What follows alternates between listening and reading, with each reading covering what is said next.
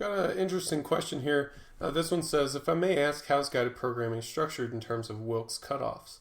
I think you mentioned in the past that those above a 400 Wilks will usually work up to an RPE 8 single and then do submaximal work at lower RPEs, while more intermediate trainees use load drops and repeats in order to get exposure to high effort sets.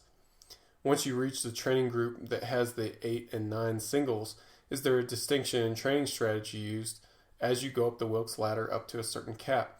I hope this question isn't analogous to asking for the Big Mac sauce recipe. I'm just curious as to how I'm going to proceed alongside guided programming. Well, we don't really use Wilks cutoffs in the way that you're thinking right now.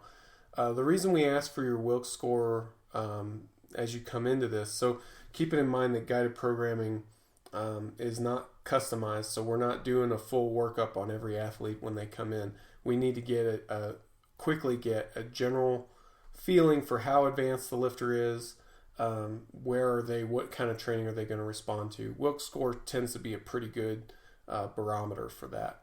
So we'll use that Wilks score for your initial training strategy placement, but from there, Wilks score really doesn't matter at all. As long as you're progressing on the current training strategy, we're going to ride that wave. It's built into an annual plan that's going to develop you as an athlete as you go. Now, when you get to the point, and everybody does eventually, where that training strategy is no longer effective for you, your lifts are not going up on a consistent basis.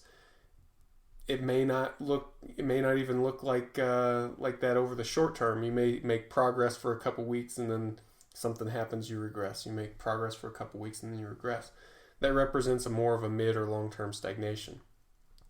When that happens, we have other training groups and we will shift you into another training group. Some people stay responsive to the same training strategy for a long, long time. Other people need much more frequent changes to the overall stimulus. So once you get into an effective training group, it's much more based on your overall responsiveness to the training rather than any sort of ambiguous Wilks cutoff or anything like that. So hope that helps. I think that answers your question.